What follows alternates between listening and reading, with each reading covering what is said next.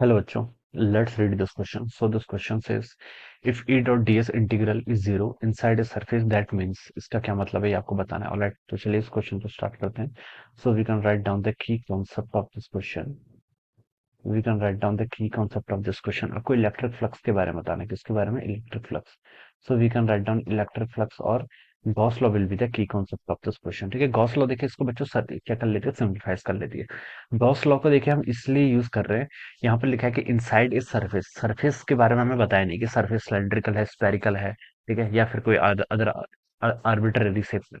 लेकिन Gauss law is always valid. ठीक है, गॉसेस लॉ देखिए क्या करती है, सरफेस को कंसिडर नहीं करती. सरफेस के शेप कैसा भी हो, ठीक है, इस बारे में कंसिडर नहीं करती है. इट इज डिपेंडिंग, हम अपनी सिमेट्री के अकॉर्डिंग क्या ले लेते हैं, डिफरेंट डिफरेंट टाइप्स के आपके गॉसन स्पेस, गॉसन सरफेसेस ले लेते हैं. ठीक है, जिससे हमारी कैलकुलेशन इजी हो जाए. बट गॉस लॉ में मैंडेटरी नहीं है कि गॉसन सरफेस इस शेप का होना चाहिए. ऑलराइट, अब देखिए बच्चों, गॉस लॉ बताती है कि जो आपका टोटल फ्लक्स होता है, total flux of electric field, ये किसके इक्वल होता है? E dot ds. ये होता है आपका 1/एप्सिलॉन not times the total charge enclosed by the Gaussian surface. आपका जो गॉसियन सरफेस है, मान लीजिए ऐसा कोई सरफेस है, दिस इज द यानी कोई भी आपने आर्बिट्ररी सरफेस ले लिया. इस पर यहाँ पर एक प्लस क्यू चार्ज है, इस पर आपने यहाँ पर माइनस क्यू चार्ज है, और आपने देखिए इसको क्या कर लिया, गॉसियन सरफेस कंसिडर कर लिया. This is my Gaussian surface. अब मैंने एक स्फेरिकल गॉसियन सरफेस ले लिया. ऑलराइट, अब बच्चों देखिए, मैं यहाँ से क्या बता सकता हूँ कि फ्लक्स लॉ, गॉसेस लॉ आपको ये बताती है कि जो टोटल फ्लक्स होगा, फ्लक्स होता है कि कितने number of electric field lines are crossing this surface. इस सरफेस को जितनी number of electric field lines क्या कर रही है, क्रॉस कर रही है. प्लस क्यू के कारण इलेक्ट्रिक फील्ड लाइंस आपके बाहर की तरफ जाएंगे, माइनस क्यू के कारण आपके इलेक्ट्रिक फील्ड लाइंस क्या आएंगे, अंदर की तरफ आएंगे. ठीक है, अब मैं बता सकता हूँ कि देखिए, जितनी नंबर ऑफ फील्ड लाइंस आपके बाहर आ रही है, उतनी ही इलेक्ट्रिक फील्ड लाइंस क्या हो रही है, आपके अंदर को भी आ रही है. तो जो आपका नेट फ्लक्स होगा बच्चों, वो किसके इक्वल आएगा, जीरो के इक्वल आएगा. ठीक है, ऐसे इसको समझ सकते हैं. या फिर आप डायरेक्ट ऐसे कर लीजिए, जो आपका गॉसियन सरफेस है, उसने टोटल कितना चार्ज एनक्लोज किया, प्लस क्यू चार्ज इसने किया, माइनस क्यू चार्ज इसने, तो टोटल आपका जीरो हो गया. तो मैं बता सकता हूँ कि जो आपका टोटल फ्लक्स हो जाएगा, टोटल फ्लक्स किसके इक्वल आएगा, आपका जीरो के इक्वल आएगा. तो यहाँ से हम देखिए ये बता सकते हैं कि अगर आपके फ्लक्स की वैल्यू ई डॉट ds की वैल्यू जीरो के इक्वल दी है, तो यहाँ से हम इसको क्यू बाई एप्सिलॉन नॉट के इक्वल करेंगे. तो यहाँ से आपका रिजल्ट आएगा, जो आपका क्यू एनक्लोज्ड है वो टोटल कितना आएगा, आपका जीरो के इक्वल हो जाएगा. ठीक है, मतलब चार्ज जीरो हो ये जरूरी नहीं है, लेकिन total charge inside the Gaussian surface ये जीरो होना चाहिए. This is the condition. ठीक है, तो ये आपके क्या है, गॉसियन लॉ की कंडीशन है. अब ऑप्शंस में देखिए मैच करते हैं.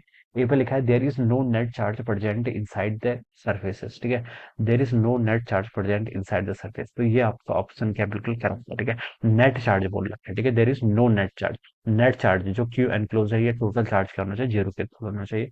तो दिस कंडीशन सेटिस्फाई कर रही है. बी पे लिखा है uniform electric field inside the surface. ठीक है, यूनिफॉर्म इलेक्ट्रिक फील्ड. तो बच्चों देखिए, ये भी आपका इनकरेक्ट है. ठीक है, यूनिफॉर्म तो हो नहीं सकता. ठीक है, अगर टोटल चार्ज नेट चार्ज आपका जीरो के इक्वल यूनिफॉर्म नहीं होगा.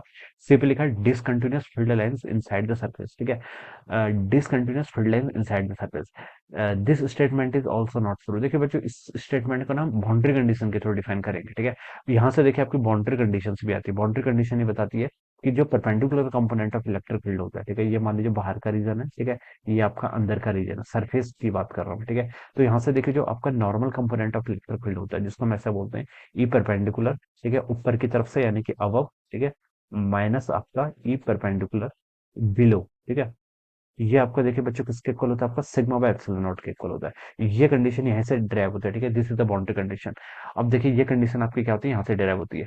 अब यहाँ पर देखिए बच्चों, हम क्या बता सकते हैं, अगर आपकी सरफेस पे क्या होता है, चार्ज होता है, तो ये आपकी, अब जैसे आपका कोई स्पेरिकल कंडक्टर है, स्पेरिकल कंडक्टर में इलेक्ट्रिक फील्ड क्या होता है, डिसकंटिन्यूस होता है, आपको पता होगा. ठीक है, अगर कोई स्पेरिकल सेल है, उस पर आपका क्या होता है, इलेक्ट्रिक फील्ड डिसकंटिन्यूस होता है, क्योंकि inside the conductor electric field zero, और आउटसाइड आपका सिग्मा बाय एप्सिलॉन नॉट हो जाता है. तो ये कंडीशन यहाँ पर क्या हो जाती है, फुलफिल हो जाती है.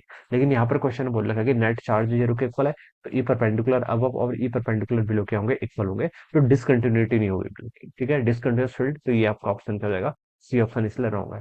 डी पर लिखा है कि charge present inside the surface. तो दिस इज ऑल्सो इनकरेक्ट. ठीक है, अगर फ्लक्स जीरो है, तो चार्ज कैसे प्रेजेंट हो सकता है, नेट चार्ज प्रेजेंट नहीं होगा. ठीक है, मोर स्पेसिफिकली ऐसा लिखना चाहिए था कि नेट चार्ज. ठीक है, तो this option is also incorrect.